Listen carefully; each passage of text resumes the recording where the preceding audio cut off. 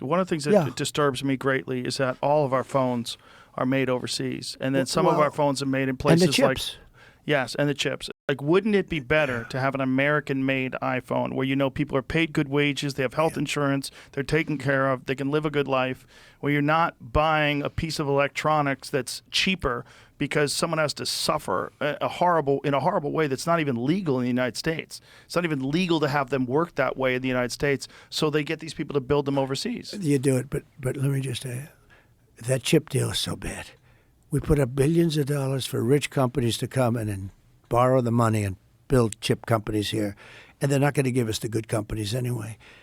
All you had to do is charge them tariffs. If you would have put a tariff on the chips coming in, you would have been able to, just like the auto companies, no different. More sophisticated, but no different. You know, Taiwan, they stole our chip business, okay? They want us to protect, and they want protection. They don't pay us money for the protection, you know? The mob makes you pay money, right?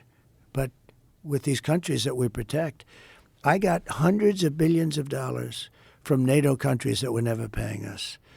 And my biggest fan is Stoltenberg, who just left as the, director general, as the secretary general.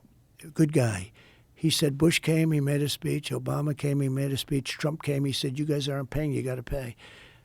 And they said, will you protect us from Russia if we don't? I said, no, you got to pay if you don't pay.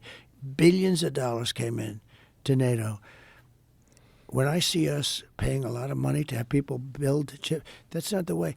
You didn't have to put up 10 cents. You could have done it with a series of tariffs. In other words, you tariff it so high that they will come and build their chip companies for nothing.